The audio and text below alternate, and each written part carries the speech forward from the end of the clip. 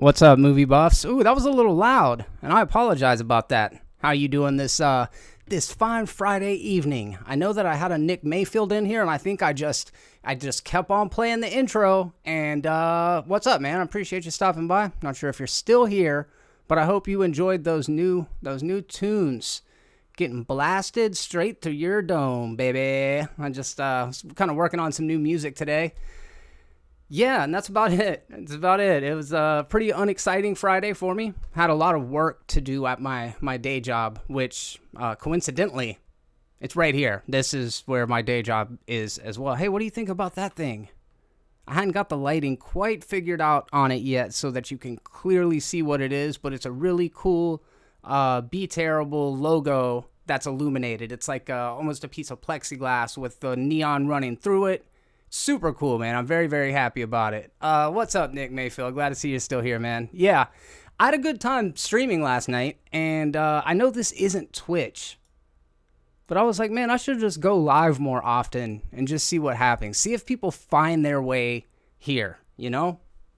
Like, let it be a destination. If you know I'm streaming here just constantly, then you know that I'm here just, streaming constantly. I was going to just kind of like, this is like free form, dude. I don't have anything planned. Whatever you want to talk about is what we're going to talk about. But literally right before I started streaming, I kind of like stumbled across an article about Michael Che. Michael Che? I think it's Michael Che. He's from Weekend Update. He's one of the SNL writers. Him and Colin Jost star easily my favorite parts of SNL. Michael Che in particular is he's edgy, and it's nice to see that kind of edgy comedy, at least getting exposure these days. He's got a show called That Damn Michael Che, and it's on HBO, and it's very good. Hey, what's up, Rayan De La Paz? How you doing, buddy? Good to see you. Thanks for stopping by, man. Yeah, so Michael Che, very funny. He's got a sketch comedy show. There's only like a couple episodes on this HBO show. I think it's called That Damn Michael Che. I guess I could look it up. Like I said, man, this is free form. We're just riffing here. Michael Che. And anyways, today people are saying that damn Michael Che, but like not ironically. They're mad at him. Yeah. That damn Michael Che. HBO Max. It's got a 100% on Rotten Tomatoes, so you know it's good. Because if other people say things, then the things that they say are true, people. Let me impart that wisdom on you, if nothing else. Let me give you that nugget of truth. What's up, Luke Akkad? How you doing, man? Oreo Kush, I like the name. Colby Sullivan, always a pleasure to see you, my man. Scooby Snacks, I like that too. Bless you, brother. Started watching you from Holden Hardman. Thank you, man. Yeah, I'm glad you found your way over here. I saw you in the chat last night, and I'm pretty good at keeping track of everybody in here. Jeff Trask, what's up, my friend? My boy Jeremy, love the vids. Yeah, I'm pretty good about keeping track of who's in here and who's like new to the chat. And if I'm not mistaken, Jeff is relatively new. You might have came in one or two times, but as far as leaving stuff in the chat. But anyways, I say all that to say I'm always happy to see new faces. I'm always happy to see returning faces. It really means a lot that there is a community that is willing to just kind of come by and hang out. Because, yeah, just kind of a lot going on out in the world. And within the past couple of days, kind of feel like we're backsliding, man.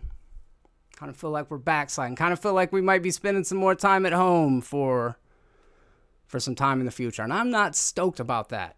It's not that I don't like being at my house. If I have a choice, I'm here anyways. But when you take the choice away from me, all I want to do is just go out in public. You know what I mean? Start going to church and shit. Things I've never really done, Just get in a real crowded area. Like I want to go roller skating, hovering over people, just kind of coughing and sneezing. But yeah, anyways, back to the Michael Che thing. Random Andy's channel in the chat. What's up, buddy? It's the Wild West out here, man. It's impossible to keep this chat from acting crazy because that's it. That's what we do over here. We act crazy. Yeah, man, it's kind of blown out, but one of the Patreon supporters sent this to me. Super happy with it. Got to figure out how to get the lighting better. But so Michael Che posted on social media, I believe it was Instagram, and it's in regards to, what's that girl's name? The Olympic athlete.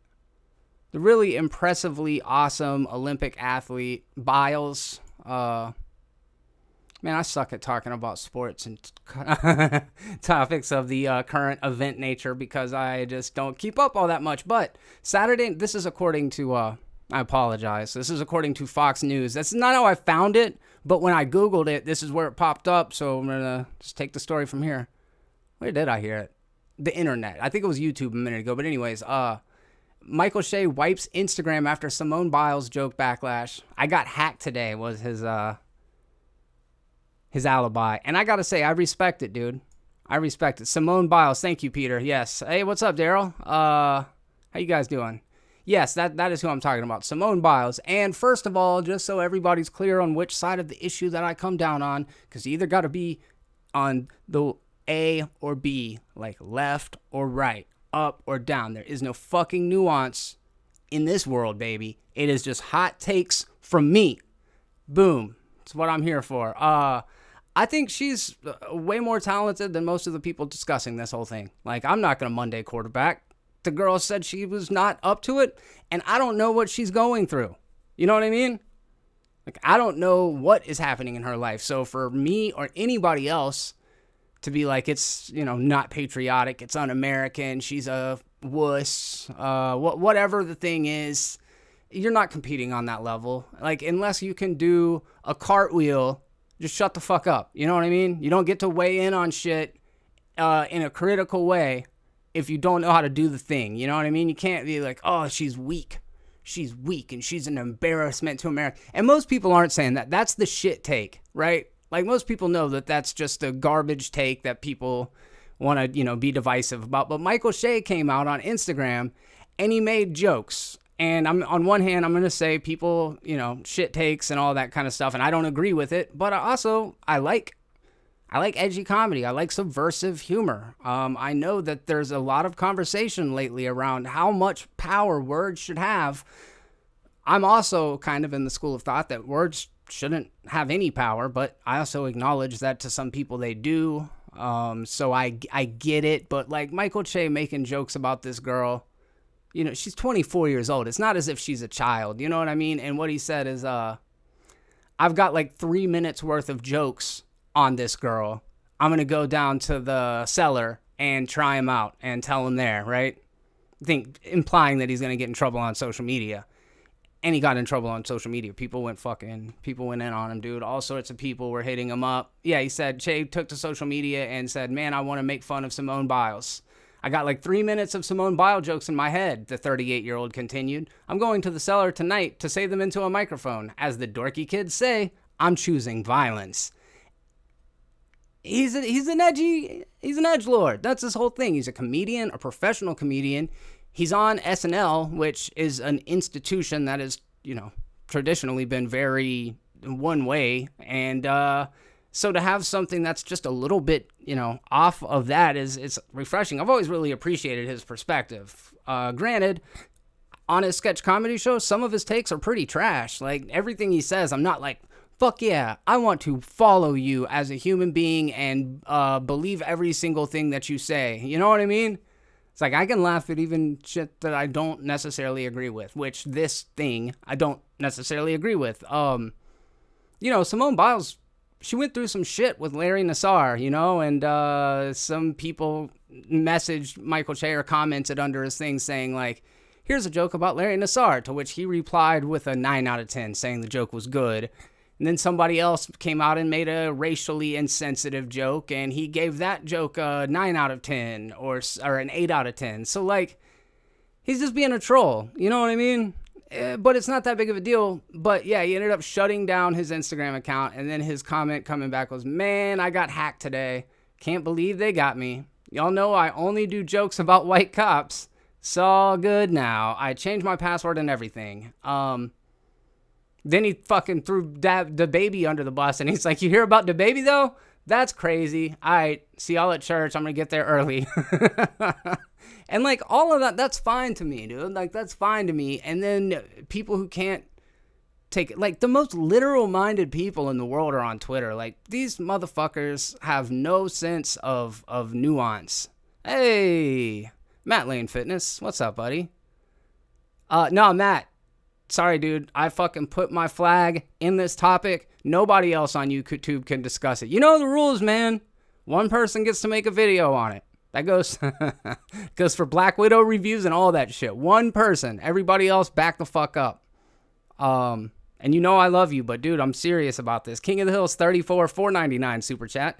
In regards to the title of the stream, is mankind allowed to socialize since March 2020? Felt like we haven't been allowed to. Nah, man, and we're headed back that direction. That's kind of what my intro diatribe was. It's like I have a feeling we're backsliding here, and that's not great. So I'm getting ready for it, dude. I'm gonna be streaming here constantly, 24 hours a day. I mean, I'm not even gonna be in the room, and the shit's still gonna be streaming. So y'all be ready for that. Yeah, it's gonna be super fun. But no, seriously, I'm gonna try it a little bit more. I have a lot of fun doing it. Saturday last week was a whole lot of fun. I had some connectivity issues, so I was like, all right, well, let me try Friday night and see what happens. Then I'm just gonna like one of those maps where like coronavirus models are taking over. It's like spreading everywhere. That's gonna be what I do with your calendar, with content. I wonder why, Andy. I wonder why, bro. I wonder fucking why, dude. The diss track. What's up, Nick? How you doing, man? Oh, you know I love you. Fuck. I wonder why it didn't work the first time. A rep for Che didn't immediately respond to Fox News' request for comment. The star's Instagram account is now empty, and he's currently being blasted on social media for his remarks. One person tweeted, who gives a fuck, but there's some people out there like, I didn't know Michael Che was trash, but now I know. So Michael Che is now trash for making an off-color joke. Let's say this is another person. Let's say Michael Che did get hacked for like 5 seconds. Let's believe that. Do you know how effing offensive your regular jokes have to be for people that believe everything the hacker genuinely came from you? Boy, bye. I don't even know what the fuck that means, dude. Let me try that again. Let me try to break this down. Let's say Michael Che did get hacked. For like 5 seconds, let's believe that. All right, I'm on board. Do you know how fucking offensive your regular jokes have to be for people to believe everything this hacker genuinely said came from you? Okay, your jokes are generally so offensive that the fact that people even believed that they could potentially have been said by you shows that you're a trash person. Or alternately, this is an alt theory. I could be wrong. People are fucking stupid. It's one or the other, you know. I'm not sure. Is Michael Che really saying he was hacked? Lies. He's a piece of shit. I never thought he was funny, but I didn't think he would go this low just for laughs. Naughty you, Michael Che. Naughty you, Michael Che. Sorry, Andy. Apologies for that. I'm going to see the Green Knight tomorrow. I'm excited about that. I got tickets for me and Victoria to go in the early evening, so I'm looking forward to that. This user goes on to say he's a piece of shit. I never thought he was funny, but I didn't think he'd go just this low for laughs. The Simone jokes are tasteless and disgusting. Black women are tired of the trashing from our own men. Fire him. NBC SNL, fire him. Who are these fucking people, dude? These sad fucking people. Fire him. NBC, you must fire him. I do not like the thing that he did or said. And look, I get it. Were you at the podcast last night? Maybe you were at the podcast last night because we were discussing this thing where like a shooter started firing on people at a party and they chased him down and stoned him to death.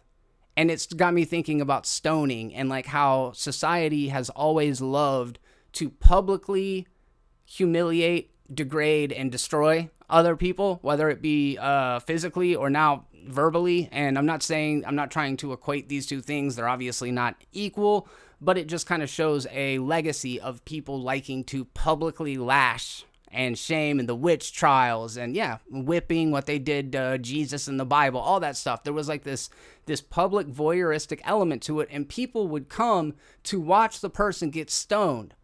Meanwhile, the victim of whatever crime that the person getting stoned is being stoned for, nobody checks on that person.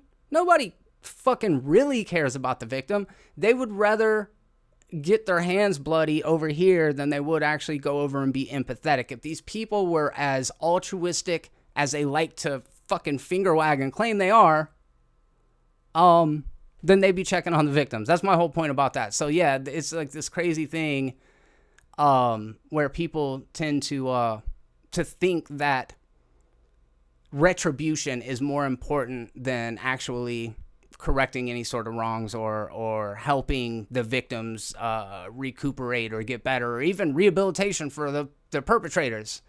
I know, this is like a fucking kind of a cancel culture rant. It's not that. I'm personally invested because I fucking like Michael Che, dude. I really like Michael Che. And on top of that, like 30 minutes before I heard that, I was like on one about people being disrespectful about Simone Biles. So like, you can have an opinion, you can share an opinion, but when you start adding NBC to like fire somebody, I'm like, fucking, come on, dude. He made a joke that you found offensive. The thing about comedy is that everything's fucking funny till it's about you. You know what I mean? That's the thing about comedy. It's like, yeah, we'll sit over here, we'll laugh about little people, or we'll laugh about, rich people or poor people or fat people or skinny people. But the second we're laughing about whatever the thing is that you are, it's just not funny anymore. So I recommend, and this is my hot take, just lighten the fuck up, dude. Fucking calm down. See how mad Simone Biles is about Michael Che saying that shit, because there have been people saying very reprehensible things about it. Like one of the videos I saw where they were just basically calling her a coward. And I'm like, that's gross, dude. That's gross. This girl is she's a fucking beast, dude. She's a goat. You know what I mean? She was the all-star of this Olympics. So, on one hand, I can be like, yo, I don't feel good because I'm sad. Let me call my employer and be like, hey, I'm sad, or I don't feel like coming to work. It's different than like having a physical ailment or an injury. I know, but maybe we just need to start changing the way that we look at shit. You know? Maybe.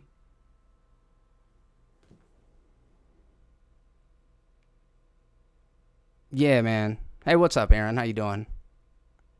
Yes, you're right, Nick. Absolutely. Absolutely. It is a vocal minority. Dude, I'm hot, dude. I apologize. I'm gonna chill now. But they made me mad talking about Michael Che.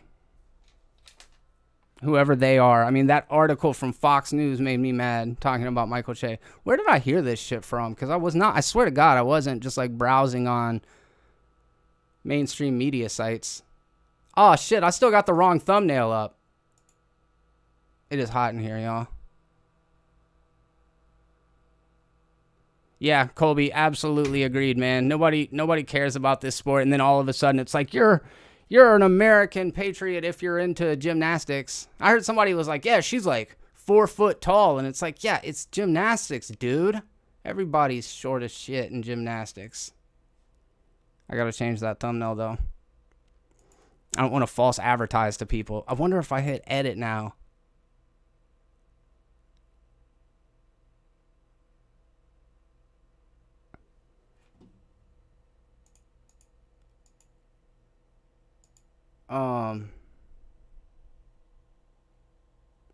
Dude, I do not know where I got that story from now.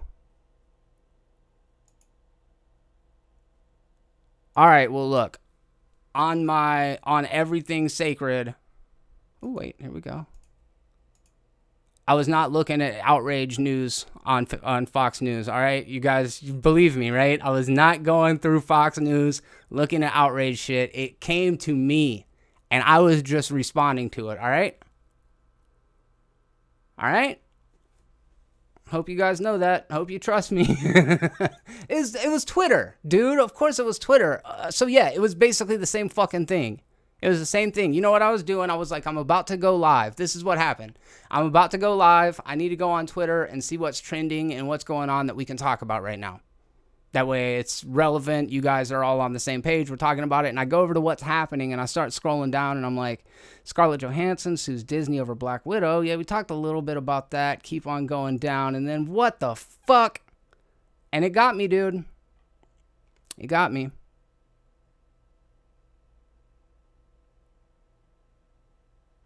David Ayer yesterday slams Suicide Squad. The studio cut is not my movie. Bro is salty about that Suicide Squad movie. I'm curious if his movie was good because David Ayer is one of those guys. We're on to another topic now, by the way. I'm better. Scooby Snack's correct. Yes, correct. Hey, man, Anonymous makes some good points. Just saying. Fuck it. Jesus Christ. Yeah, man, David Ayer talking to Variety. Like, that shit that you saw, that is not the movie that I wanted to make. The movie that I wanted to make had 99% more Jared Leto in it. And I'm like, oh, man, I don't know. I don't know if that's what the movie needed. You know what I mean? I don't know what it was the movie needed. James Gunn, I think, is a good indicator. But anyways, David Ayer, he's like this filmmaker who does really good shit and really, well, he's basically a filmmaker. Most filmmakers do really good shit and really bad shit. And his good stuff, his good movies, are some of my favorite, dude. Not some of my favorite, but they're good. Like, End of Watch, that's a really good movie. What else did he do? Training Day? I think he wrote Training Day, but Antoine Fuqua directed Training Day. And then on the other side of that, he's got like Suicide Squad,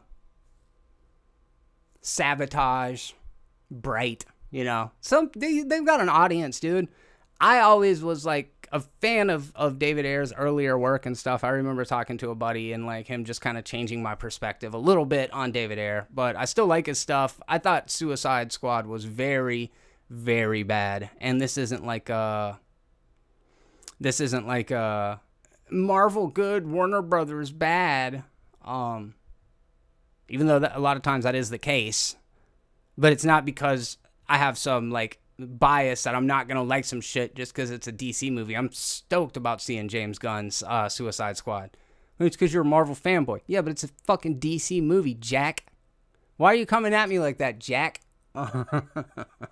Fuck. So anyways, you get what I'm saying though. Like, I love the Joker. That shit was great. So there's a couple of DC movies that are really fucking good. So I would have loved Suicide Squad to be good. I thought the trailers were badass. I was like, yeah, dude, this is the one. This is the one I've been waiting for. And it wasn't that movie. And now James Gunn came in, and I feel like James Gunn is doing the movie for the trailer that we saw a couple years ago. But maybe Ayer's version of this movie was fucking phenomenal. I have a feeling tonally it would have been quite a bit different and quite a bit more serious, kind of in the same vein of your Jack Schneider's. Is that his name? Jack Schneider? Yeah,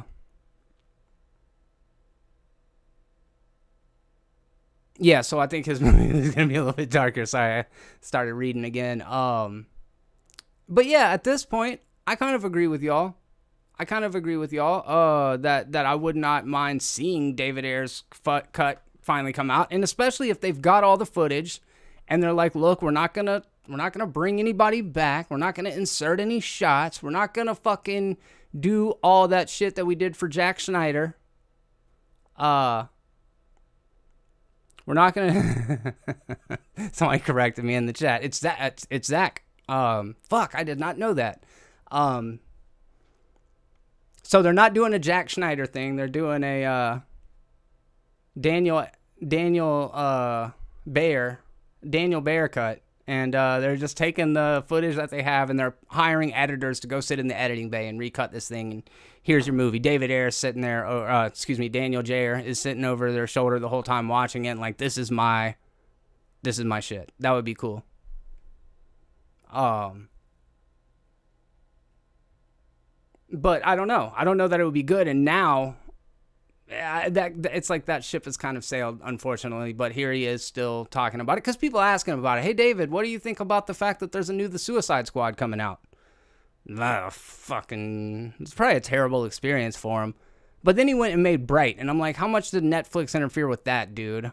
You know what I mean? Like, it's such a great scapegoat. The studio systems have become such a great scapegoat because now when they're like, yo, your movie's fucked, we need to bring somebody else in here to, like, do something with all of that. And then the filmmaker comes out afterwards after the movie still gets a terrible reception, and they're like, dude, it would have been good if I fucking did it. And now people look at Jack Schneider's Justice League, and they're like, look, that was good. He had that cut, and that was good. And it's like, yeah, there's a lot more to the story than that. It's kind of a different situation for a lot of reasons. But it is a better movie, so I don't know. Big fan of Daniel Bear. Let's see. I saw a cool question in here a little bit ago. Aaron Dempsey asked, what's the most disturbing, non-violent, non-horror film you've ever seen or you've seen? I think that's a really cool question. I need to kind of circle back around to it, I think, because I've got a couple go-to answers. I don't know if you've seen Happiness. I don't know if you could not consider that a horror movie because it is pretty horrific, but Happiness is a good one.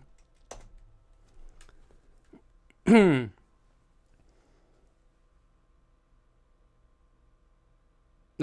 gangster says Jared Leto is a phenomenal actor. He really is, though. I agree. I 100% agree.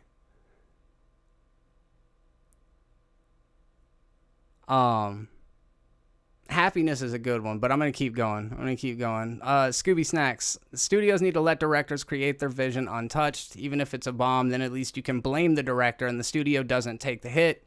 Monetary gain has superseded artistic quality. I think that's a valid point to build on it and not even to go against it, because I think that that's definitely something to consider. But on the flip side of that is because the studio is putting up the money, I think that is they've got to preserve the brand for a longer term than just the film. Like Warner Brothers is going to be Warner Brothers even after Suicide Squad's gone. You know what I mean? So that's probably what they're kind of weighing those two things against each other. But I agree. I think that's a good point. All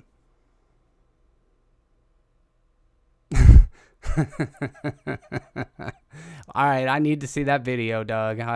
You got me curious, man. But like, look, dude, who has never eaten a booger on camera on a stream before, right? Cast the first landscaping size brick. He who has not sinned, cast a fucking landscaping brick at me. Hell,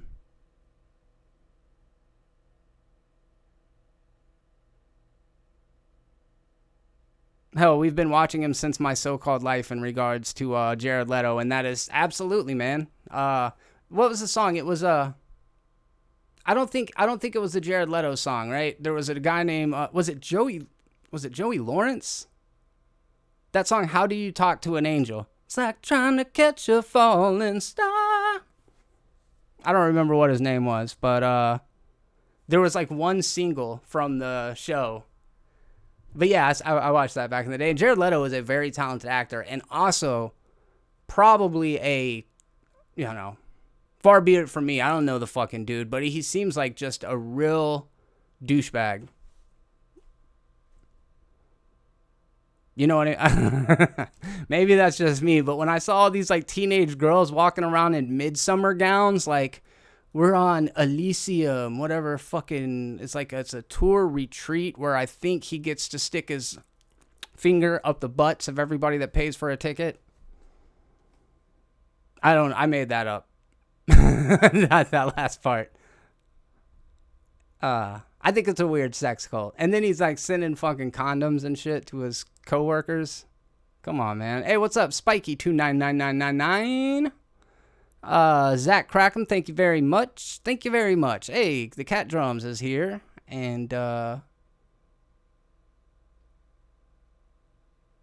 Todd Salons. Todd Salons is your pick. All right. Let's see what's up with Todd Salons.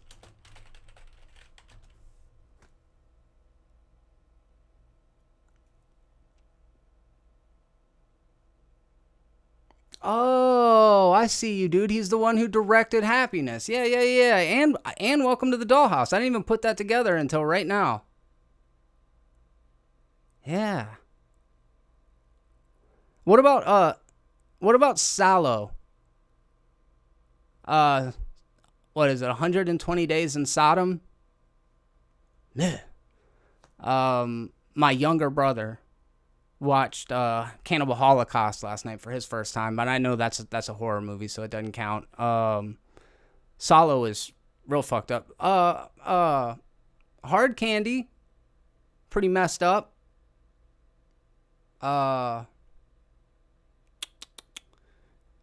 Straw Dogs, what was Virgin Spring? I haven't seen it yet, but I'm very much about to watch it, but it's called Climax. It's a Gaspar Noé film. Oh God, Kids. Fucking, Harmony Korine's Kids. When I saw that when I was young, that was like traumatizing to me. I haven't seen the Lamb trailer yet, actually. Would definitely plan to, though. I am already going to check out the movie for sure. When a Stranger Calls. Oh, okay. Yeah. Yeah.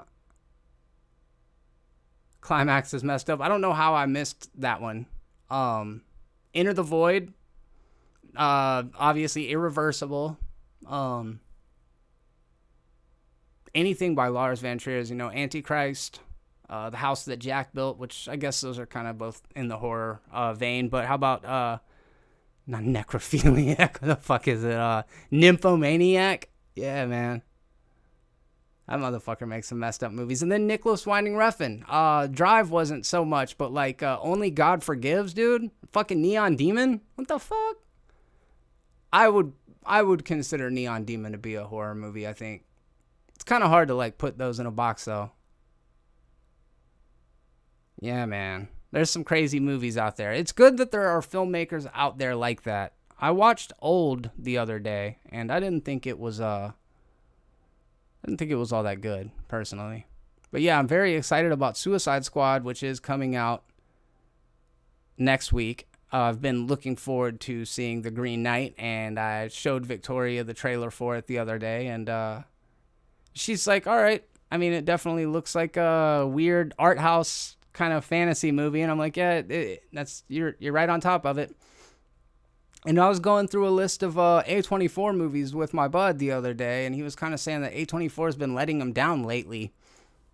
I'm like, dude, what are you talking about? A24 has only been around for a little while.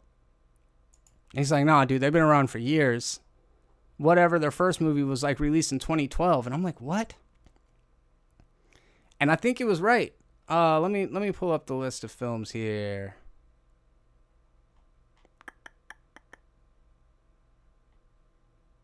Television programs. Okay, here we go. 2013. They put out Spring Breakers, The Bling Ring, Spectacular Now. And to be honest, I saw Spring Breakers. It's the only one of those that I saw. But I heard they were all pretty good. I think Bling Ring is Sofia Coppola, and The Spectacular Now was like, I don't remember.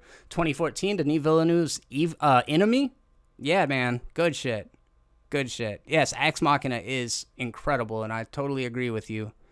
Is Ex Machina? Okay, that was later on. 2014, Under the Skin, The Rover, Life After Beth, Tusk, Laggies, Revenge of the Green Dragons, The Most Violent Year, Son of a Gun. Oh, Son of a Gun was 2015. Out of all of those movies, like, there's not really any big standouts for me in 2014 other than Enemy. And Under the Skin was kind of cool. 2015, Son of a Gun. I think that's the Natalie Portman one that I never ended up seeing. While We Are Young, Cut Bank, Ex Machina, Slow West, Barely Lethal, Amy, and The End of the Tour. Dark Places, Mississippi Grind, Room. Room was good. I think that was nominated for an Oscar that year. But Ex Machina was definitely my favorite. Probably the best movie that year, if I'm being honest. They did do Uncut Gems. Yes, they absolutely did. No, I did not know there was an old Green Knight movie. I'm curious though. Didn't even know about the Green Knight as a character from literature until the release of this movie, so that's kind of cool. 2016, Mojave, The Vivitch, Remember, Krisha, Green Room, The Adderall Diaries, The Lobster, De Palma, Swiss Army Man, Into the Forest, Equals, Morris from America, The Sea and the Trees, American Honey, Moonlight, The Monster, which is an alright little horror movie, but that's a year, dude. That's when they fucking popped off. Like, feel like they had as many movies that year as they did every year before. 2017, Trespass Against Us, The Black Coat's Daughter, which is awesome. Free Fire, that was a good director, not necessarily my favorite of his movies. His name is, dude, if you guys haven't seen Kill List, that shit is badass. I'm trying to think of the name of the director. It's not Michael Haneke. That's the guy that did, Funny Games. It's, shit, dude. Kill List is really good and really dark.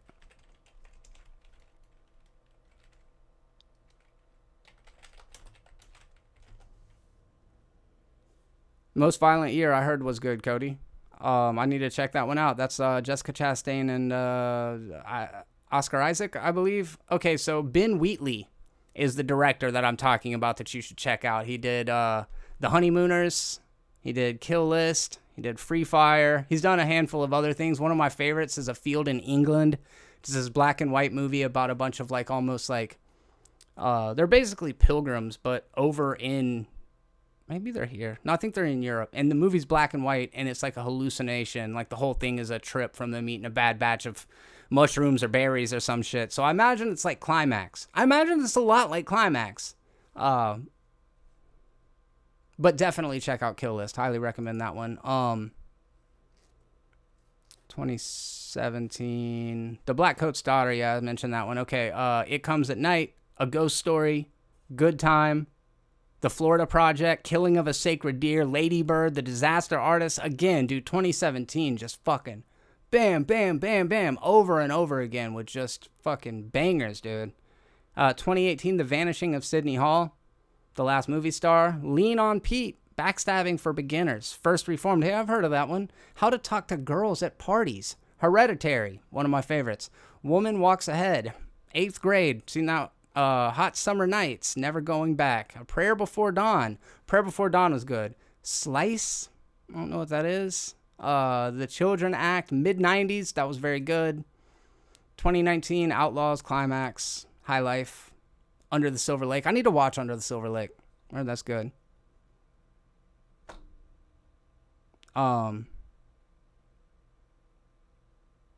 Midsummer was 2019. The Farewell, I didn't see that. The Death of Dick Long. I don't know the movie, but I love the title already. The Death of Dick Long. It'd be cool if, like, you know, in, like, any sort of catalog or, like, a phone book or whatever, they list your last name first. They put the comma and then your first name. What if it was The Death of Long Dick? The Death of Long, comma, Dick. You get what I'm saying? Low Tide, The Lighthouse. The Lighthouse was awesome. Elephant Queen. I don't know what that is. The Kill Team, Waves, and Fabric, Uncut Gems. And then, yeah, on to the 2020s. Saint Maud. Fucking shit is wild. Just watched that for the first time the other day. Zola, really excited about checking that out, and then The Green Knight. So, yeah, man. A24 just consistently putting out interesting stuff. Like Nick said, even the ones that are probably not great are worth watching because, like, I really love the idea of supporting offbeat, kind of more weird shit at the theaters, you know? We need more of that, so, that is your lesson in A24. Or better yet, your lesson in how to just go to IMDb and look at a fucking filmography, right?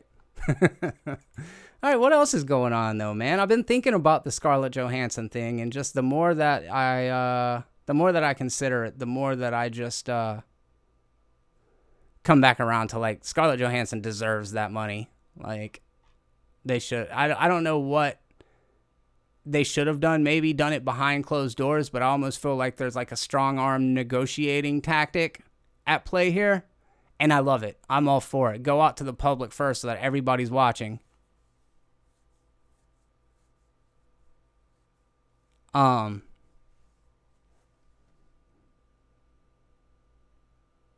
okay, cat drums. You've seen a couple of them. That's cool. I'm looking at a, let's see here. I want movie-related stuff. Aquaman 2.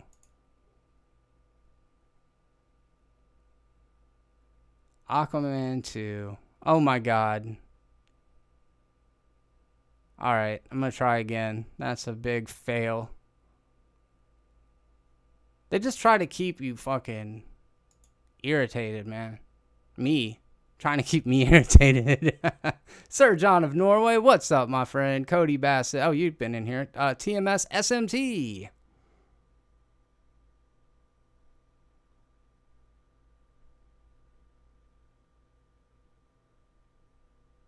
Any of y'all play League of Legends?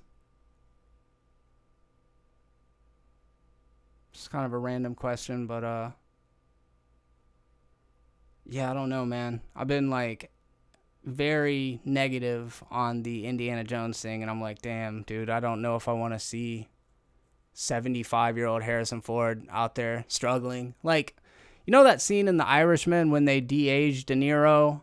Well, I mean, most of the movie they've de-aged De Niro, but like he's curb stomping that dude. He's like kicking the shit out of a guy, but like he's very clearly an old man. At that point, it's just like, just CGI the whole character, dude. You know what I mean? Like this, it's not that, it's no disrespect to Robert De Niro. It's just like a sad mirror of our mortality being held up to you. You know what I mean? It's like Harrison fucking Ford, dude.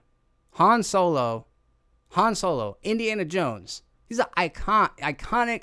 He's an icon. This dude is a fucking icon. And I got so much respect and reverence for him that to hear that he like threw his shoulder out. I don't know what he was doing. I don't want to minimize it, but he's off the set for like 6 weeks. Let the man make dramas, you know. But I haven't heard, like, are they casting some young buck to take over the reins of Indiana Jones? I remember hearing rumors that it was going to be Chris Pratt. Chris Pratt's going to take over as Indiana Jones, and I'm going to be honest with you, I'm glad that's not the case, because I saw the Tomorrow Wars a couple weeks ago, and I was like, wow, dude, I think that Chris Pratt's charisma has like left the chat. I don't know what happened, dude. He's so good as Star-Lord, but maybe he just like gave all of his drip to Peter Quill, and now he's just like, he's a sponge that has been fucking wringed out. You know what I mean? He's just dried up. All his drip was fucking just served to Peter Quill. Nick, have a good one, man. I hope you enjoy yourself this evening, and let me know what you think about the movie. Yeah, Indiana Jones 4 was bad, and they tried to do the pass of the baton to Shia LaBeouf, because apparently Steven Spielberg really liked that fucking dude. Which, don't get me wrong, fantastic actor, one of the best. Like, he's so good in Honey Boy and Peanut Butter Falcon and Nymphomaniac I mentioned a little bit ago. Like, he's a very good actor. The dude has got chops. He's very good in Fury, which is another really good Daniel Bayer movie. But he's a fucking weirdo, dude. That's what I was trying to say. He's a weirdo. Like, I can understand looking at him on film and being like, I really like that guy. That kid's got something.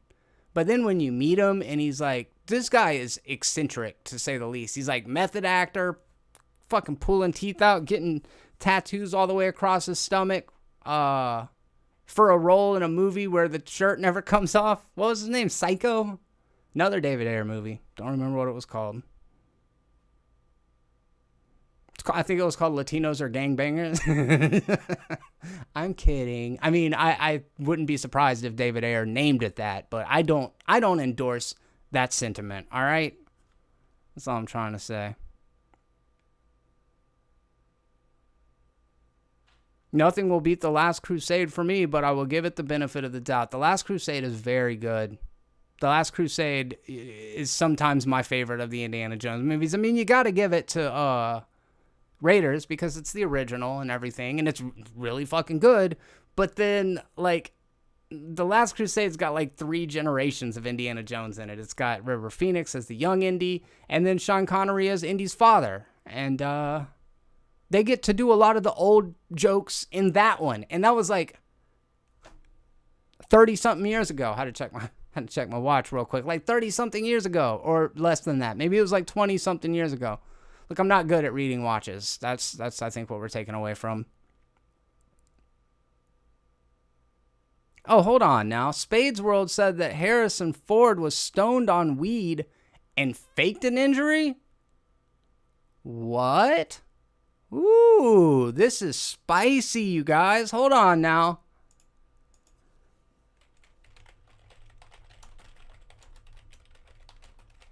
That's spicy, you guys. Holy shit. Here we go. Confirmed.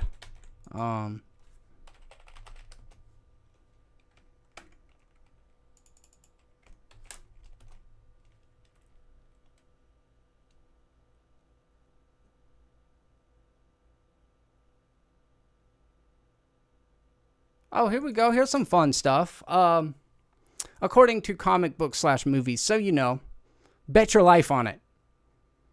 If it comes from comicbookmovies.com, then it's probably, if it comes from comicbook.com, it's probably the most reliable information that you could possibly get anything from. Know that going into it, but let's talk about it as if it's true. It probably is, but I don't fucking know, right? Harrison Ford suffered an injury on the set of Indiana Jones 5. Shooting began this month on the highly anticipated and still untitled sequel in the UK, filming at Pinewood Studios and other locations. According to Deadline, the severity of Ford's injury remains unknown at this time, but we do know that the injury was to the 78-year-old actor's shoulder. He probably was picking up his fucking man purse and pulled his fucking shoulder out of pocket, dude. I just feel bad. Like, I'm not being ageist. I would love to see Harrison Ford continue to work, but come on, man. Let the dude be old. Walt Disney Pictures released a statement saying, in the course of rehearsing for a fight scene, Harrison Ford sustained an injury involving his shoulder. Production will continue while the appropriate course of treatment is evaluated, and the filming schedule will be reconfigured as needed in the coming weeks. Cool, dude. But that's not the first injury that Ford has suffered on the set of a film. In fact, in 2014, during The Force Awakens, the Falcon's door shut on his leg in Pinewood Studios. I'm starting to see a common theme here. Pinewood Studios is an albatross, or you shouldn't be 100 years old working on big tentpole fucking action movies. It's one or the other. It's hard to say which one, though. You know, it could be more this, or it could be more this. In 2016, reprising his role as Rick Deckard for Blade Runner 2049, Ford accidentally landed what was meant to be a fake punch on Ryan Gosling's face, hurting his own hand in the process. That's what happens, dude. You get up into your mid-70s, and when you punch somebody in the face, it injures you, dude. That's the point. When you get the fuck out. Give up the ghost, dude. You're done. If you punch somebody in the face and it hurts you more than it hurts them, you're fucking done, dude. Put down the whip, take off the fedora, and I don't know, dude. You know what I mean? I don't know. Just hang it up. That goes for you too, Liam Neeson. Your fucking ass is on blast, dude. I see you.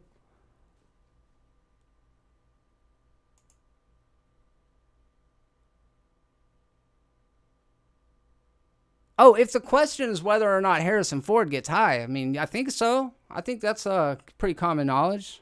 I just don't, I think it's a stretch to say that he smokes weed, so he was high on set, so he faked an injury. That's like crazy amount of conjecture, because even if he was smoking weed like a week ago and he got injured on the set and they gave him a drug test, he's still going to have pot in his system unless they saw him hitting the weed on the set of the movie, which I don't know what contracts look like these days, but I know that like medical and even recreational in several states is completely okay and like not a weird thing. So if he was smoking weed on the set, good, dude. Fuck yeah, that's what he should be doing. That's what Harrison Ford should be doing. Sit down, put on some of your old movies like Glory Days shit. Relive it that way, dude. Relive it that way.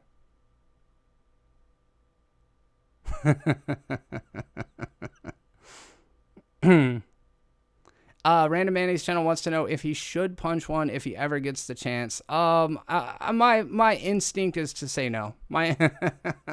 Despite my better judgment, I've got to say no. No, there's no reason to hit anybody. I mean, if there's somebody that you've like just for example, say there's some person that you've spent the last 5 years of your life fantasizing about hitting. You're like, man, if I ever ran into that person in real life, and you run into that person in real life after contemplating this and you don't hit them, I think you might have regrets later on. I'm just saying. I'm not saying you should do it. I would never condone anything like that. But we only have one shot. You know what I mean? And not to punch somebody in the face necessarily, but at life, you only have one shot. So sometimes you need to take it. Just make sure you punch with these knuckles and not the outside knuckles, because that will definitely hurt. What's worse, Harrison Ford stoned to fucking hell or Liam Neeson pissing himself? I mean, I think that's a fairly easy one to pick.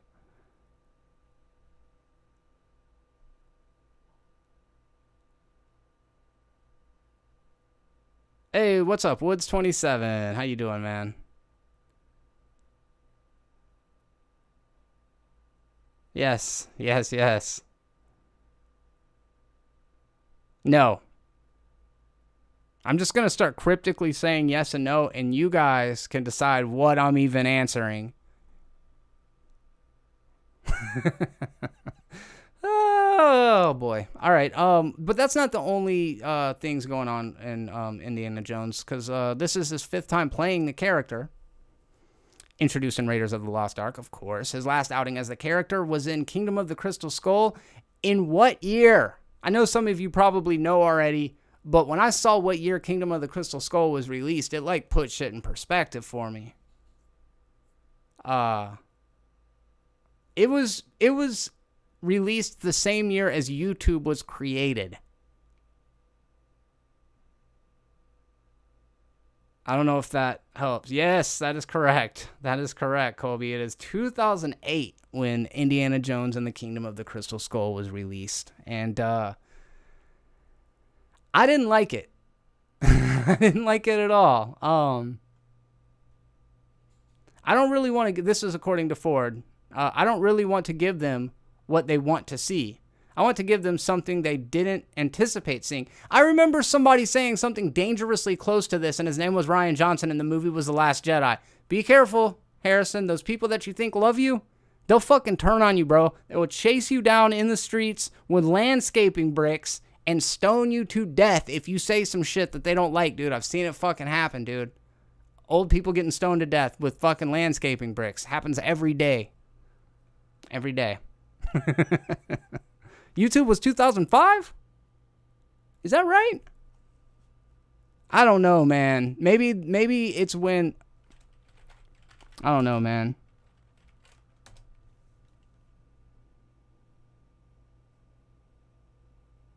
Founded in 2005. I think there's more to the story than that. Maybe 2008's just when it, like... broadcast yourself era, 2006 to 2013. What happened in 2008? Is that when Twitter was created?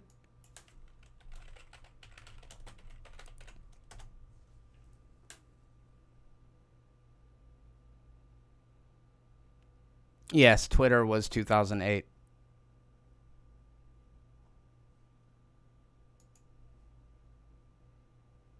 No, March 2007, Twitter launches as a product, and then I don't think it was, Jack Dorsey took over in 2008.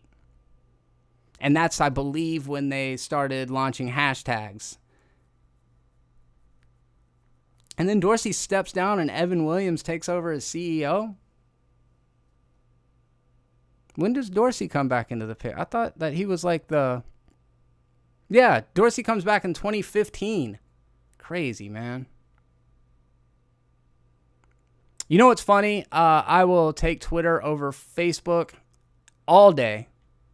All fucking day. If I like Messenger on Facebook because I can, like, you know, communicate with people if I need to. But Jesus Christ, dude. Like, on Twitter, I've met people through common interest, through social media, people that like the same kind of things as I do, people that like the content, all that kind of stuff, and that's great. I like that kind of interaction. It's based on a common interest, right? YouTube, we all love to talk movies. It brings together a community. I love to go other places where they talk movies. It's awesome. Facebook, though. Facebook's a different thing. Facebook, you got no choice. Facebook was grandfathered in, dude. Facebook, for me, is full of people that I have actively, at some point, relinquished from my life. You know what I'm saying? Like, you went to high school with me. I can't fucking help that, dude. We don't have anything in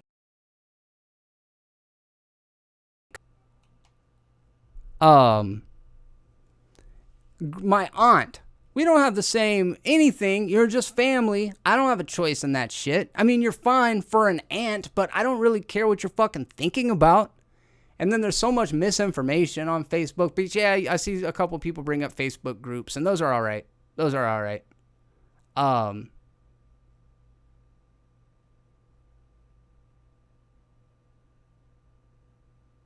Facebook is for family members. Yeah. And maybe if you have like a really good relationship with your family, it's different. I don't know. Not for me though. I find that like everybody just wants to share their like you get the gist of it. It's fine. But yeah, Facebook is my least favorite. On the same token, I think Instagram is probably my favorite because it's like a visual medium. You don't have to deal with people's like inner monologues too terribly much. Twitter is a cesspool, 100%. But, you know, it's the world now, I think. That's a fair point. TMS SMT. I like that. It's kind of like a keep your friends close, keep your enemies closer kind of thing. I'm into it. Oh, and then also I have to have Facebook because the Oculus is owned by Facebook. So like without a Facebook account, you can't shoot zombies and fucking Beat Saber stuff, dude. Discord's cool too, for sure. Oh, that's a really good question, TMS SMT. I'm glad you brought that up. He wants to know how Jeremy feels about the hot tub streams on Twitch. For those of you that don't know, and I'm sure most of you do, there's a TOS that belongs to every different platform. You know, these are all private companies. They all have their own sets of rules and regulations, terms of services. And we enter into a contract with them in order to be able to upload or to be able to participate in this community. And one of the TOS of the Twitch service was always that you can't have, like, inappropriate sexualized images, no nudity. However, like, what am I trying to say? Like, however, my dog's like trying to get in outside. However, if you're at a pool party and the girls are in bikinis, that's okay because it's not necessarily sexualized in nature, in context, right? So context was a big thing about Twitch. And it's also, once you get this information, you learn how to kind of cheat, right? Like, even for me, I do reactions, and I have to use footage of trailers. Promotional material, might I add, but that's a whole different fucking topic. But I know if I use too many seconds of consecutive footage from a film, then I'm going to get in trouble for it. So I find a way around that. Can I cut it down to this many seconds? Can I go from 10 seconds to 7 seconds? Is that all right? Can I use that? Oh, shit, I still got a strike. Can I go down to, like, 6 seconds? What about 5.5 seconds? How fucking close to the line can I get and still make this work? And there are several popular female Twitch streamers. Amaranth is the one that comes to mind right off the bat because she's the most egregiously, I think she would be a porn star, but because of Twitch, she doesn't have to be. She does like all the super thoughty fucking cosplays, you know, like if there's a Lola Bunny thing, she's gonna be doing that. Ariel from The Little Mermaid, very pretty woman, you know what I mean? Just all fucking wonky. Her proportions are all wonky. I am not into it, like, but that's not what we're here to talk about. there's these things called hot tub streams where these attractive, curvy, hot girls, they go and they bring like swimming pools into their rooms or hot tubs indoors, or they stream them outside or whatever. But like, because in a bathing suit, if there's water around, then it's not sexualized, right? So they started like kind of pushing the boundaries there. And obviously people like Pokimane, female streamers that have been on the service for a very long time, they some of them took issue with it. Others of them didn't at all, and others of them did. And basically what they're saying is like, we don't want this platform to become one of those other platforms. There are other platforms to do that. However, Amaranth, being the fucking capitalist genius that she is, which I'm not going to disrespect the hustle. She knows what she's doing.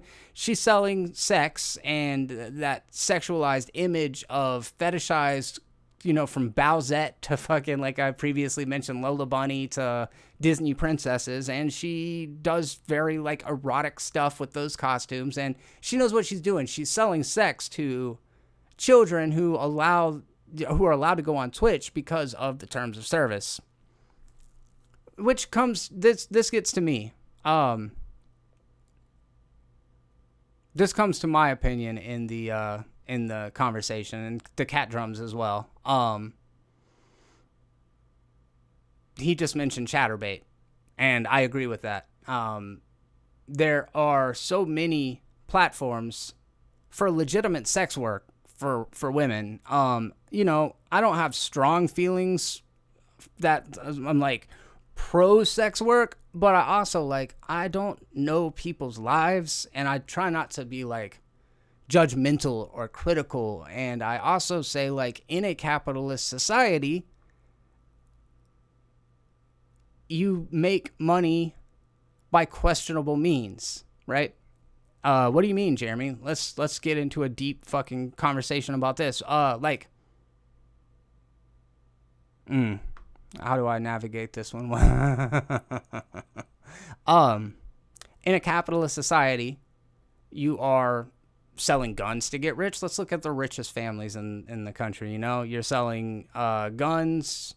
Tobacco was huge for a long time, alcohol, but, you know, manufacturing weapons for other countries. It's a very big source of our income, and other, you know, exports and stuff. Then you look at like Jeffrey Bezos, who has commodified convenience, right? So he's getting rich off of the fucking dirt wages that he's paying his Amazon employees. My point is, there's not really any victimless ways of building empires, unfortunately. And for better or worse, I think we've seen it since the very beginning of time. The ruling class, they subjugate the working class. But with sex work, there's no victim. That's the thing, dude. There's no victim in sex crime. And not sex crime, I'm sorry. In sex work. There's no victim in sex work. Like, back in the day, there was victims in sex work. There's the pimp. Am I still here? Am I still streaming?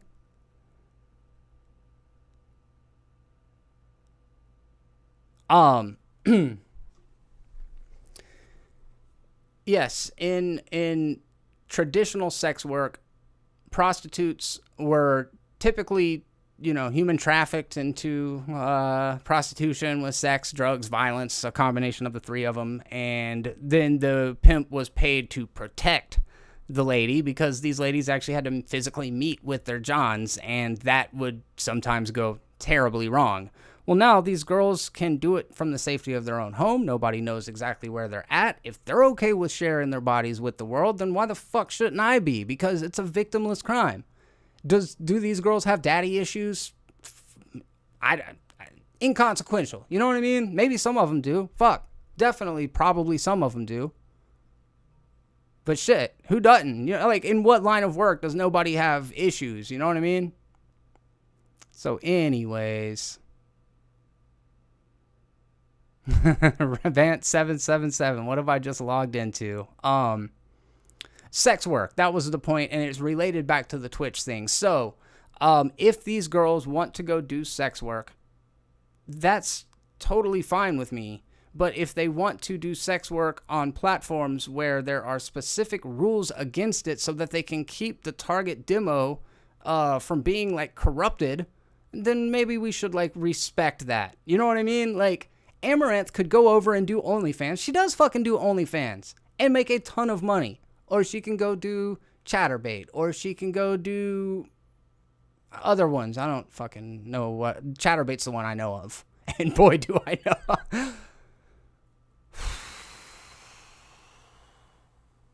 Yeah, man. But anyways, I'm just joking about that last part. Thank you very much, Eddie, man. I appreciate you coming by. So yeah, these Twitch streamers like Pokimane, they have a valid criticism to make. It's like Pokimane's a very attractive girl, but and people used to be like, oh, they show cleavage. These fucking girls, they go on the streaming thing and they show cleavage. Well, guess what, dude? That's okay. You know what I mean? Like, they can fucking do that. What kind of puritanical society are we living in?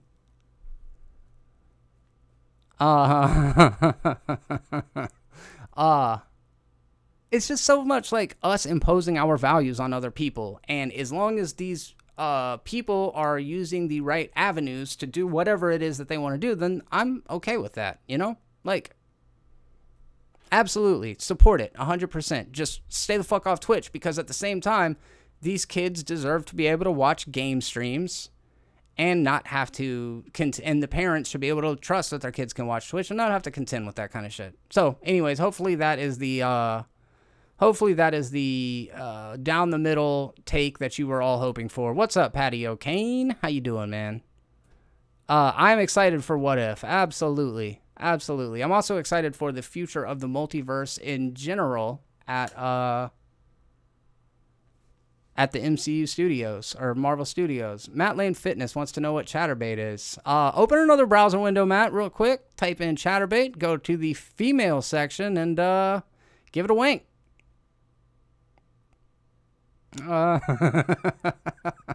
Yeah, Matt, stay innocent, dude. You're so wholesome. We're so wholesome.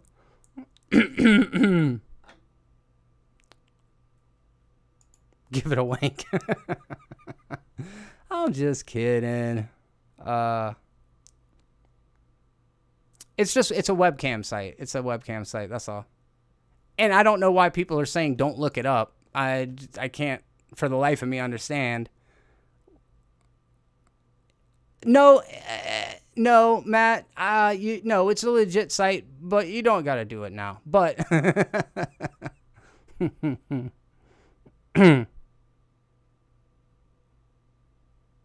wait, what is that, Matt? Now you're teaching me things, dude.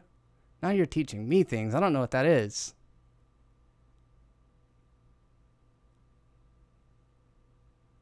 Wait a second. Was Matt just now streaming? Fuck, dude. I'm sorry. I really am taking up all the bandwidth. I apologize if I did that, man.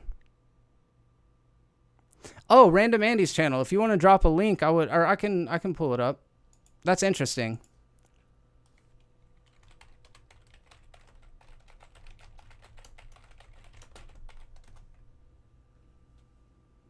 Yeah, I will. I'm going to do that right now, dude.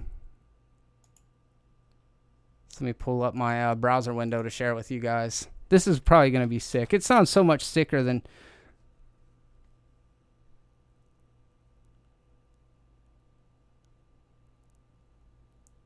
Riding Spinners. Riding Spinners. I'm glad I did that.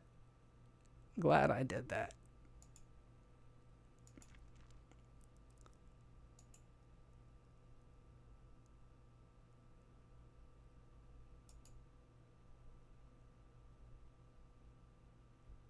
The Hollywood Reporter. Thank you, Andy. Let's see.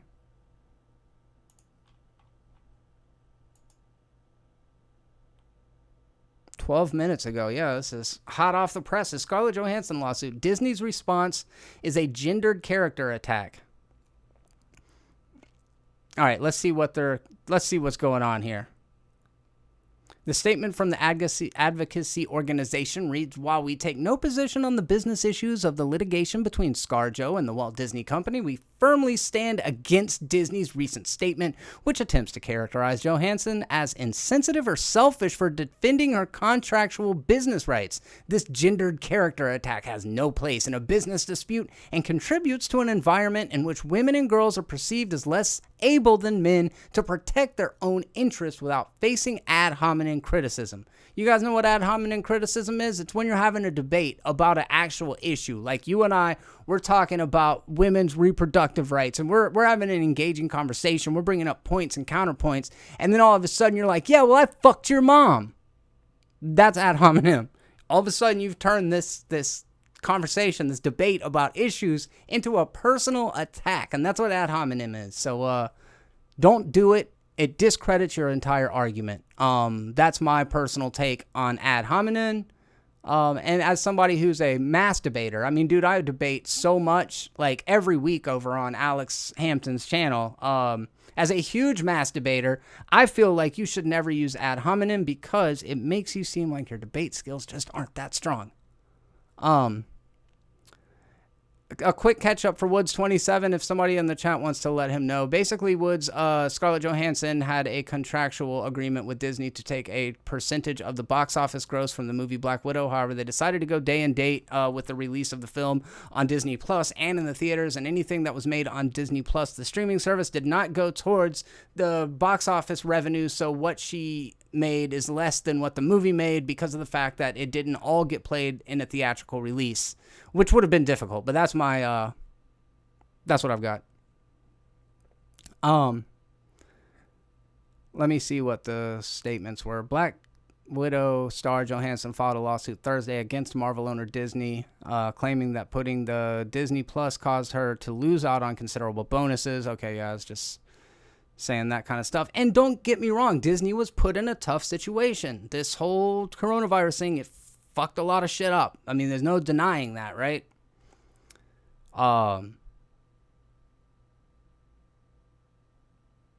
So, like, I get that they kind of had to do what they had to do, but, like, so does she, man. She's got to, like, protect her money. I need to see what the Disney statement was.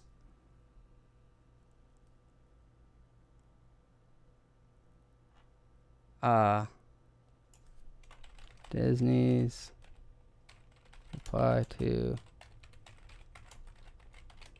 I gotta see how gendered this response is. If it's like, bitches be crazy, ha ha! Matt Lane Fitness, he just now discovered Chatterbait, and we will talk to him in a week. Love you, dude. Thank you for coming by. Always a pleasure. That's my boy, man. You guys know that. I fucking love that dude. He and I, we went and did some bowling like a week ago. It was a good time. He's good. Like, at first, like, his first 2 or 3 frames, I think he was just trying to, like, lull me to complacency, because then he starts, like, fucking putting English on him and shit. It was good, dude. He's good. Good bowler. We're gonna do it again sometime. Oh, Disney's reply suggests ugly legal fight. Fucking Disney, dude.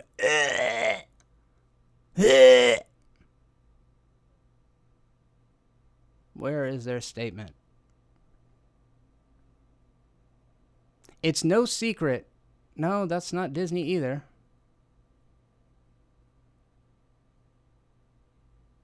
I need this. I need the actual.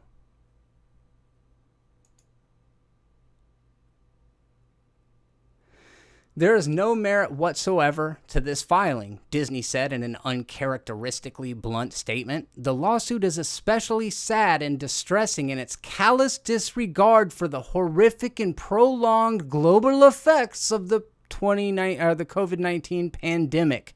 And then the spokesperson continued, Disney has fully complied with Mrs. Johansson's contract, and furthermore, the release of Black Widow on Disney Plus with Premier Access had significantly enhanced her ability to earn additional compensation on top of the $20 million she's received to date.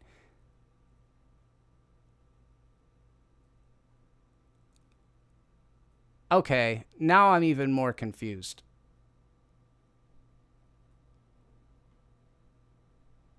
So, maybe you guys can help me out here. No, Random Andy's channel, I did not see John Campia's rant, but I'm very, very curious about it. I have to imagine, if I know Campia, he probably took Disney's side.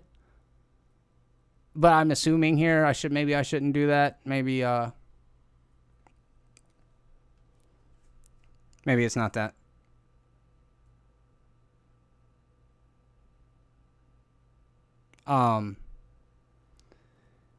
If if Scarlett Johansson's contract was you make X amount of dollars off every dollar sold for the movie, regardless of if it's streaming or if it's in the theater,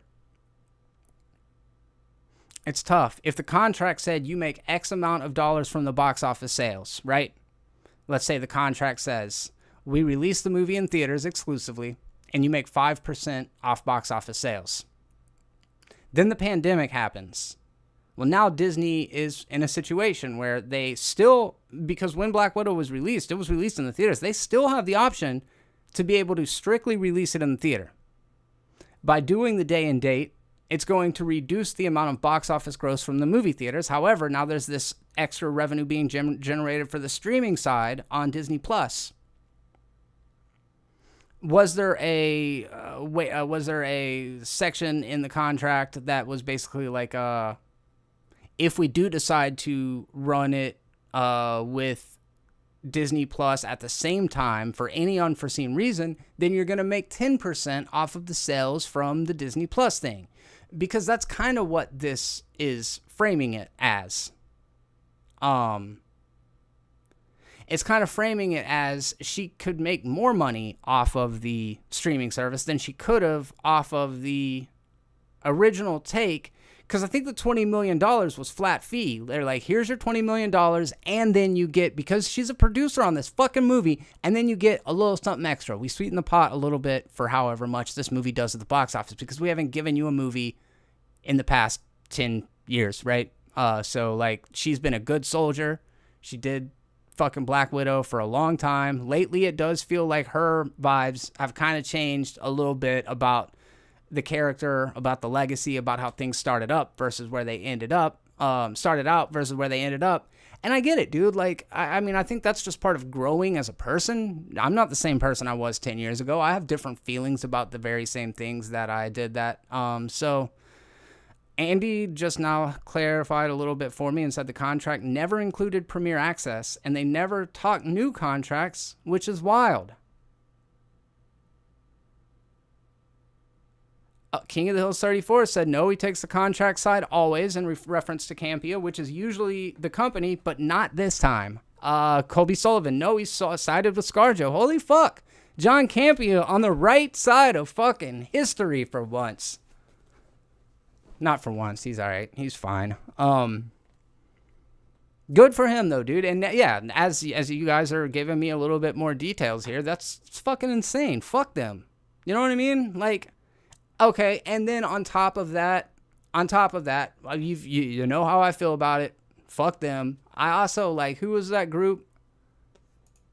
The Time's Up movement, saying it was a gendered response.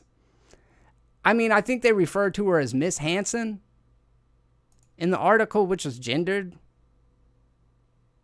I don't know if that's unfair to call somebody their gender. I don't know, man. I don't know how I feel about that. It's whatever. Like, I don't care that much.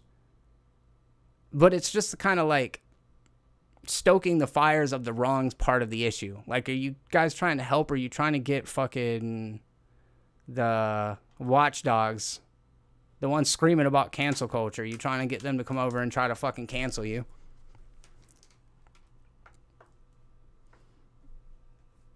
Crashing Coyote, did you see The Green Knight? I just saw it, and it's a phenomenal film, especially visually, but it's not for everyone. The film has more art than entertainment. It really makes you think about it. Crashing Coyote, I'm going to see it at 4:45 tomorrow, and I'm super excited about it. I'm glad to hear that you enjoyed it, and I like cerebral stuff. I kind of agree with you, TMS, SMT, and again, I'm not trying to make a fucking thing out of it. It's not that big of a deal. That they said something. I mean, they just said a thing, and it does seem fairly frank for Disney, But I think, in my experience, and in my anecdotal evidence, and going back the past 6 years that I've been like paying attention to what Disney does and all of that kind of stuff, 7, 8 years, I don't know how long I've been like obsessed with movies like on the internet, but I feel like Disney's always like that. I remember when the movie theaters are like, hey, we don't really want to like pay you 95% of the box office tickets to show The Force Awakens, and Disney was like, fuck you, too bad, raise the price of your popcorn. What do you want us to do? We got fucking bags to secure. Fuck you. We're a giant corporation. Evil. And they make these really sentimental, like, sweet movies that have, like, these anti-capitalists, or, overplaying my hand here. They have these anti-consumerism messages, and they're like, corporations are bad, over-commercialism's bad, destroying the environment's bad. And it's like, that's you, motherfucker. You are that. Wally is cleaning up your shit.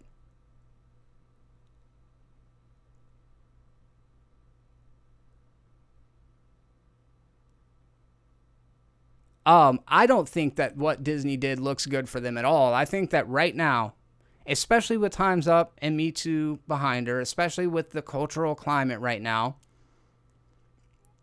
I feel like she's got all the chips in her fucking on her side of the table, and I think that's great. I love to see people empowered, and especially people against these monolithic corporations that care nothing about people, nothing about the people that have been working for them and generating interest and going and doing interviews and fucking press conferences where motherfuckers are asking her what kind of panties she's wearing underneath the leotards. It's crazy, dude, and she's done that forever.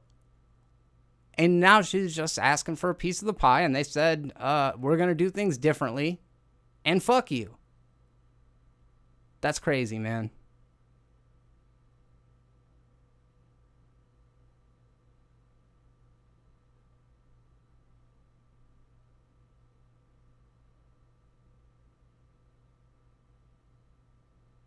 King of the Hill 34. MCU fans be like, screw Disney. Also, can't wait for Shang-Chi. Gonna be there day one. Yeah, dude, it's a tough thing, too, because there are so many people involved with making movies. It's like, you want to support artists. You want to support filmmakers, you know?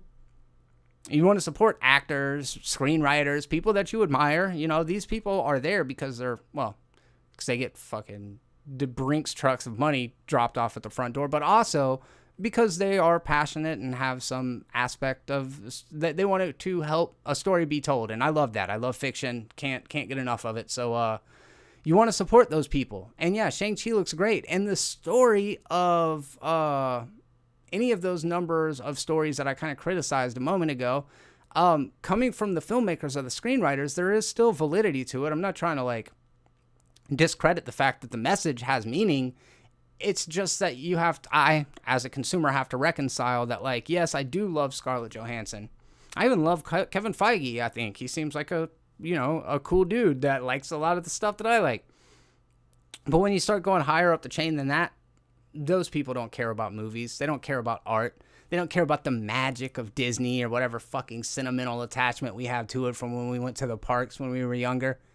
They don't care about that. All they care about is they read the analytics, the charts, the graphs. They look at the fucking bell curves or whatever, and they decide like anything. Yeah, let's put out another Lion King movie. Those movies make a lot of money, and then they contact some artist who they've kind of bought into their world, and they say, hey, we got an idea that we want to do this thing. Do something with it. And they're like, all right, I'll do something with it. And then they just do the same fucking thing. I don't know, man.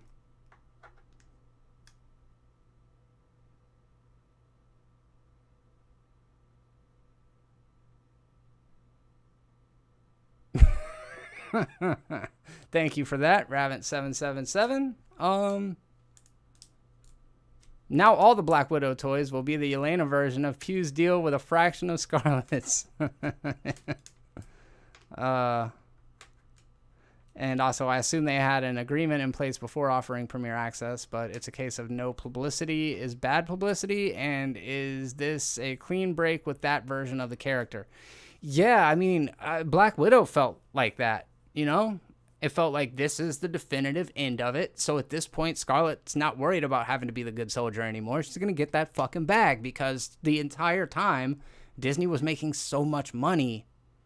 I mean, she was the hot Avenger before it was, like, bad to say that. You know what I'm saying? Like, back in the day, like, she was the eye candy for the, you know. I mean, don't get me wrong. Chris Hemsworth's definite eye candy for not us. I mean, like, we're just there for the superheroes and none of the homoeroticism. None of that. We're only here for the straight stuff. Dude, 300's like my favorite movie. Did you see that guy's bulge? But Scarlett Johansson was like the sexy little cat suit babe, all slinky and fucking running around, and everybody like, damn. And then, you know, she like turned into a really fucking good character in those last couple Avengers movies. Took a while.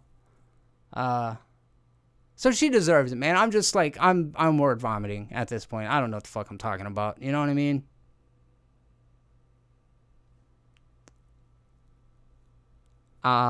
Woods 27, why are corporations so afraid to make new shit? Like all they do is remake old movies that were great and they're just ruining them now. Yeah, man.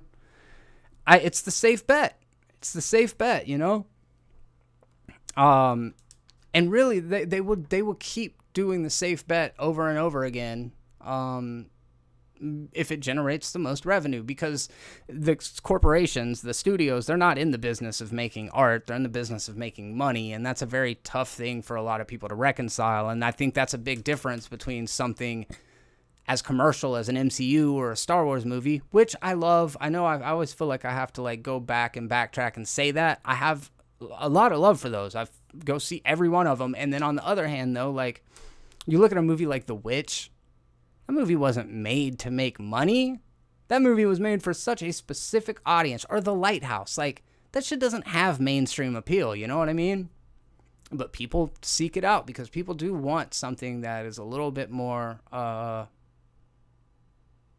intellectually stimulating sometimes, because the blockbuster formula, even if they're not doing a remake, like, let's say they do a brand new movie, like one that pops into my mind, the Tomorrow War. I watched Tomorrow War, and I was like, oh, okay, this is a lot like Independence Day, Day After, what was that one? All You Need Is Kill, or War of Tomorrow. Fuck was it called? Edge of Tomorrow. Some Independence Day. There was like several things as I'm watching. I'm like, it's so derivative that even the original movies are a little derivative of things that came before it. But even those classic movies that I'm referencing, they're kind of derivative of some shit that came before them. And I guess that's kind of the nature of art. Some of my favorite movies are remakes, like The Thing. John Carpenter's 1982 film The Thing is a remake. It's a really good one, and people love to cite that one. But I actually prefer Tom Savini's Night of the Living Dead that was released in 1990 to the 1968 original masterpiece by George A. Romero. So, you know, different strokes for different folks, but I do think that remakes in themselves aren't inherently bad, but it is a little creatively bankrupt, you know?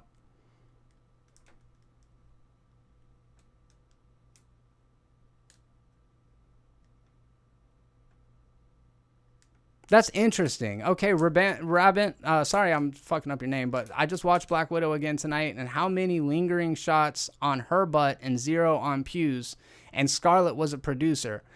So this is another interesting and kind of similar conversation that I think is worth having, but the male gaze, there's this idea of what the male gaze is. Male gaze are low-angle shots. Male gaze shots are the ones that linger on certain parts of a woman's body. I think that the human form is something that should be celebrated, so I don't have issues with that. I would also think if you put Scarlett Johansson back to or fucking arms against the wall, and Florence Pugh arms against the wall. Look, I'm a sexist piece of shit. I'm problematic. I never fucking said I wasn't, people. They're both like hands up against the wall. I'm looking at their butts. I'm guessing Scarlett Johansson's is like, I mean, it's subjective, right?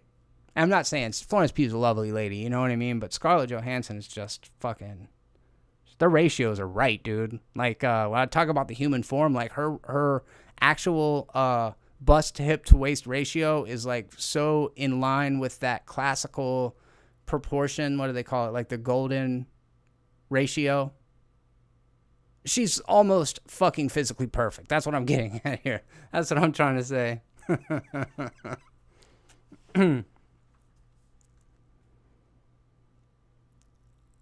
TMS SMT, it's a much quoted maxim that there are 7 stories in fiction, and that all the others are based on them. Yeah, that's absolutely correct. And the hero's journey is, one that we see just over and over and over again. Really good pull there.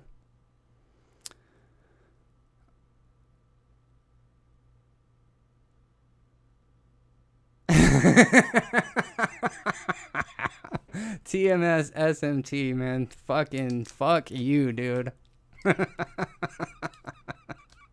Oh, that's good. I really like that. I fucked up when I said that. That's like one of the worst out of context clips you could get. Oh, hell, bro. Yes, Alejandro01, I am definitely looking forward to the Suicide Squad. Can't wait to see it. I can't wait to see it. Cat drums, absolutely. So anyway, okay, about the shots of ScarJo's ass. I don't know that she made that call. I don't know that the director made that call.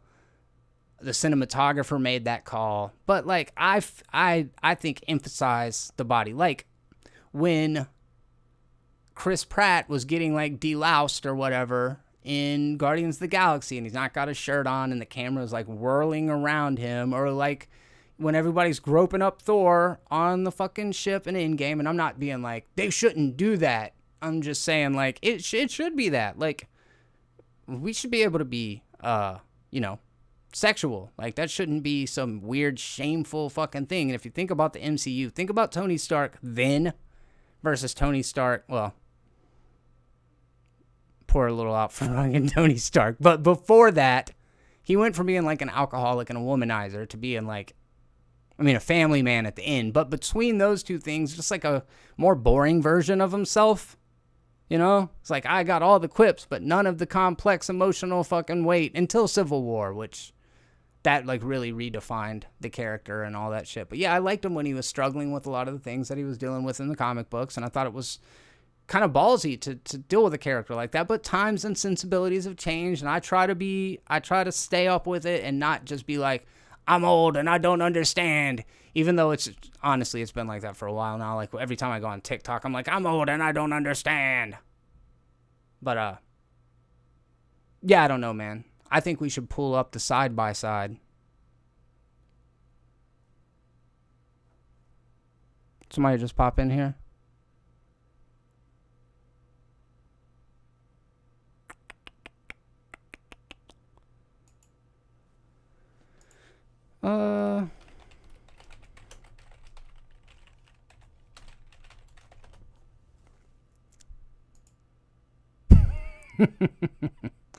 Yep. It's a good butt.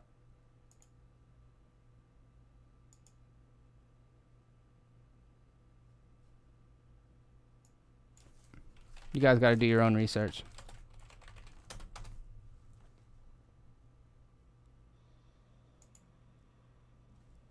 It's a good butt. Oh, dude, she was so good. I forgot. What was she in? Fighting with My Family. She's really good as Paige in that, man. Anyways.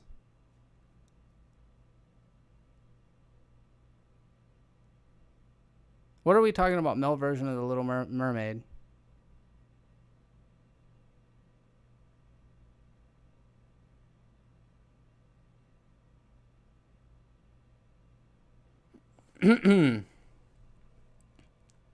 Oh my God, Woods 27 example. Space Jam 2 is just showing Warner Bros. Vault of movies. Bro, you are not lying. That movie is just like hey, look at all the IP that you could watch on HBO Max. Don't you like these things? We gotta get Pepe Le Pew the fuck out of this movie, dude.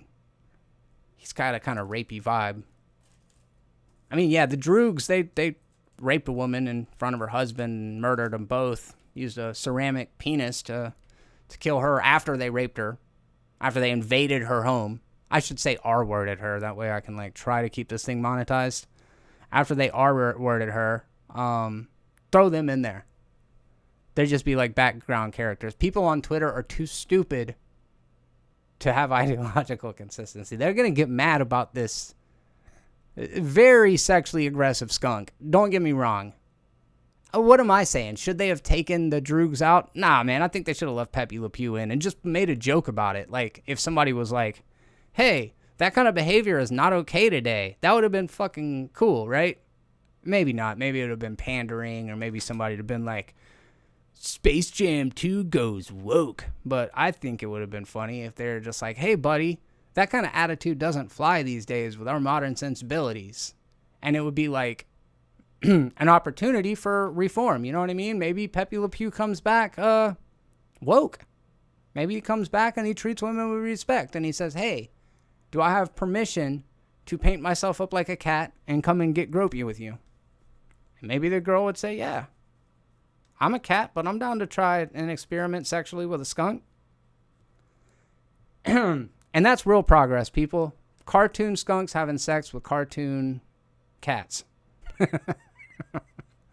And on that note, bro, King of the Hill is 34, man. I know it's Friday night, dude. It's only 6:30, though. You got plenty of time. You got plenty of time to watch Space Jam tonight. Didn't the girls not like Pepe because he was stinky? Whoa, dude, come on, man. Easy on the French jokes. No, I'm just kidding.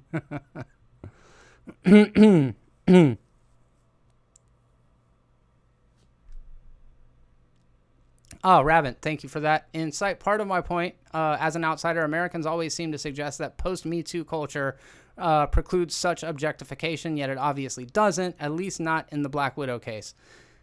That's the interesting thing about just society in general, is like we treat all groups as if they're a monolith, and we say women like this, women don't like this, men like this, men don't like this, women, black people behave like this, Mexican people don't do this. And it's like, what is that? What is that idea that you can just like say that the whole thing is any one thing? And that's kind of what I think is problematic about all of these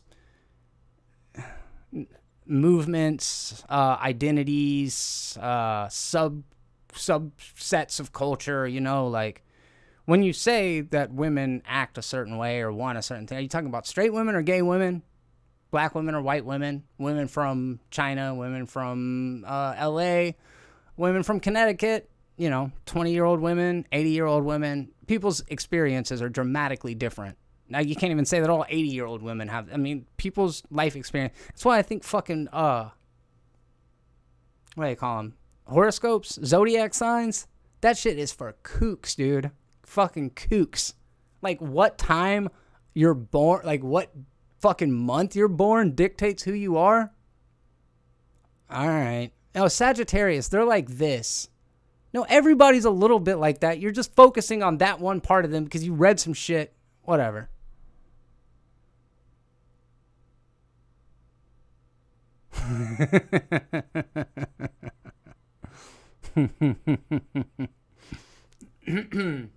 Yeah, man.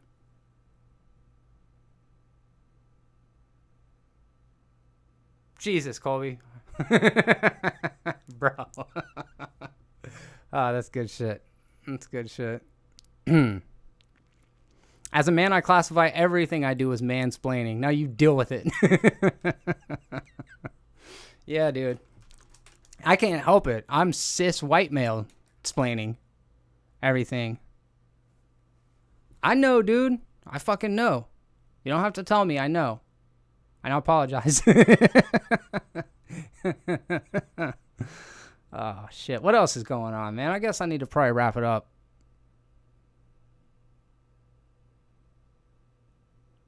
I don't know. I kind of like these just kind of chilling, dude. Do you think I need to move this to Twitch? You guys, y'all use Twitch? Anybody in here big Twitch users?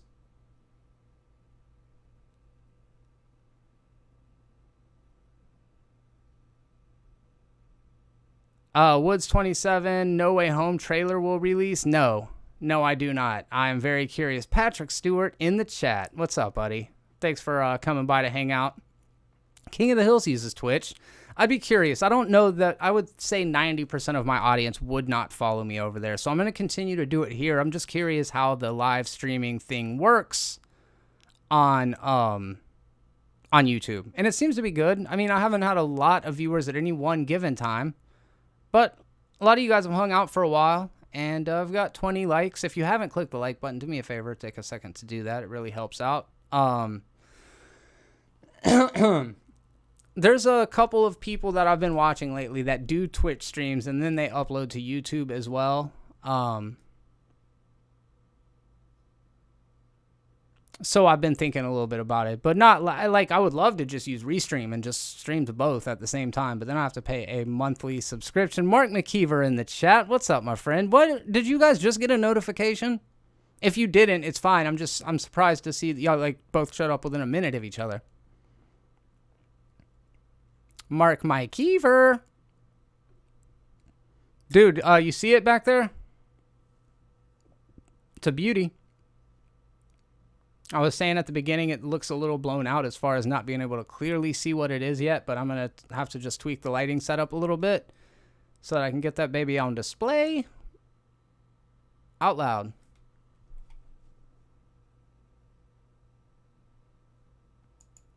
Oh, Disney released Scarlett Johansson's salary in that statement, and apparently that's unusual. I didn't... Oh, yeah. Huh. There is a little bit of a vibe to that, right? Like, this greedy bitch. She got $20 million, but nobody's talking about how much Robert Downey Jr. makes in his movies. Granted, you know, he was the first guy to be one of the Marvel stars. He got in early. He became the driving force behind the franchise. He's been in movies since the 80s. Scarlett Johansson was like the biggest grossing female star, though. Like, probably even this year. I did. Yeah, dude, I love it. I think it's fantastic. Big fan. Super, super cool, man. Really good job. I like it a lot. I've showed it off to everybody. I showed it off on the stream last night. And I did, and it was super cool of Pastor to email or to mail that over to me. I was not expecting it to show up, so I was happy when it did. So that was super cool. She is. Yeah, I would think so. I would think she's got as much cultural cachet as a Robert Downey Jr. for younger people. Like, I'm an old goat. You know what I mean? I've almost become, what am I, millennial? I'm a millennial, dude. Here in a couple of years, I'm going to be in a fucking retirement home. But yeah, I mean, she's been in movies since the 1990s. I think Ghost World was like 1999. Let me see before I talk out of turn. 2001. Oops. So she's been in the movies since the 2000s. And she was no. She was in movies way before that. Patrick, thank you for stopping by, dude. Really appreciate it. I forgot Scarlett Johansson was like a child actor. She was in like one of these goofy... I'm going to pull it up now. Home Alone 3 is the sister. Thank you very much. That's the ticket. North. Never seen that. Home Alone 3. She played Scarlett Johansson in Entourage in 2004.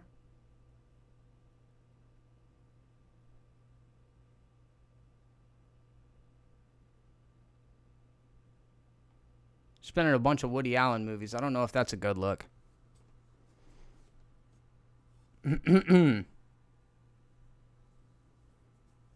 Oh, yeah. That's so cool, man. That's super cool. But yeah, maybe that was a little passive-aggressive of them to release her salary. I think she's sitting pretty on her side. I think that... I'll sign a petition. That's as much as you're getting from my slacktivist ass. I'll sign a petition, though, man. If you email it to me, You send me a link.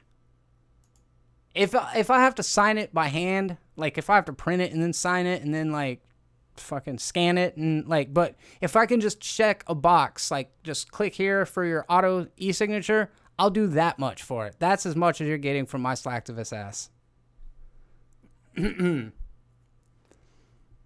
Yeah, man. All right, y'all. Well, I hope you enjoy the rest of your Friday evening. This has been real fun. I do really appreciate you coming by to kind of just talk shit, tell lies, all that fun stuff. I did not have a plan tonight. I guess Fridays are for me getting charged up on some other shit. But it was fun. I enjoyed it. I hope you guys enjoyed the conversation. I hope you found it to be thoughtful, relatively balanced, not overly politicized. Just conversation, man. That's what we're here for. Let's see.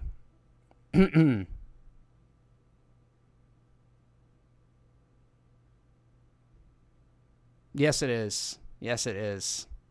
All right, y'all. And make sure that you stop by tomorrow. I think I'm going to be doing a stream at 10 a.m. CST right here on the YouTube channel. If you enjoy this type of content, all you got to do is subscribe to stay up to date with all of the content. But I'm pretty sure most of you guys have already done that, so I don't need to spend a lot of time on it. If you want to get one of those fancy little reels there that are next to some of those certain spiffy names, all you got to do is click the join button down below. There is a $5 membership where you get exclusive content. Also, Movies Are Terrible is available on Patreon if you want to consider supporting small, independent content creators like myself. Also, super chats, all that kind of good stuff help. But thank you very much. Just being here and clicking the like button is a huge solid for me. I'm Jeremy, and until the next stream, be terrible. Peace.